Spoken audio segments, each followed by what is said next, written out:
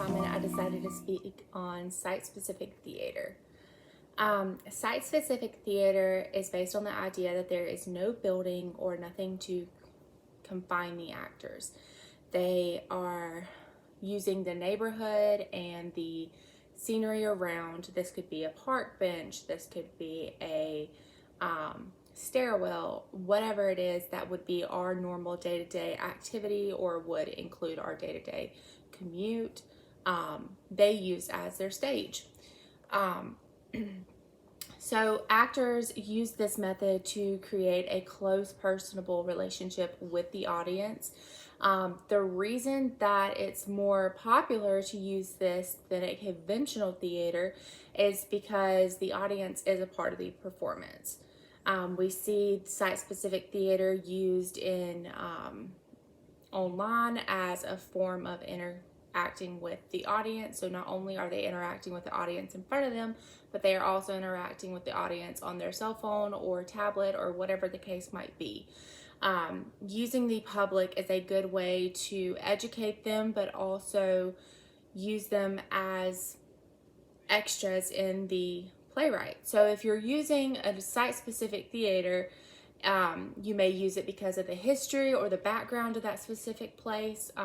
Actors sometimes use it because of a historical event that may have happened there. Site-specific theater is amazing because it can be moved. It's not set in one place like a conventional theater is, and the audience does not just sit and watch the whole show the whole time. They are completely involved with it.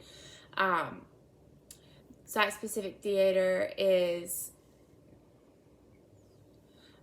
used so the audience can follow the performers around and see them as they completely use the surroundings and the scenery as their way of projecting their message across. As we look at more of the history of site-specific theater, we can go back to Greek tragedies or Shakespeare plays where they did not have a set specific theater that they used. They just performed in the streets or performed at a certain area outside in the field, but it was not a specific theater. Like, it did not have walls, it did not have a confined space.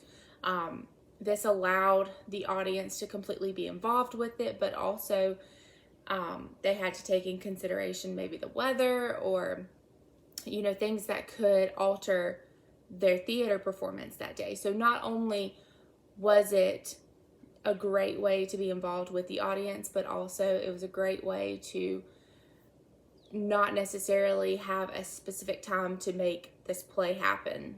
Like, it could happen at any time.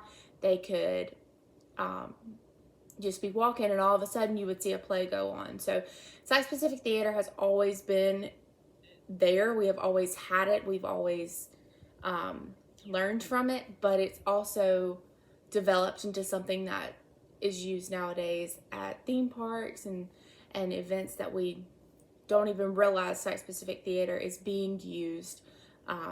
We're just enjoying people acting or enjoying people performing, and then we get kind of interacted by a crowd, and then before you know it, you have seen site-specific theater.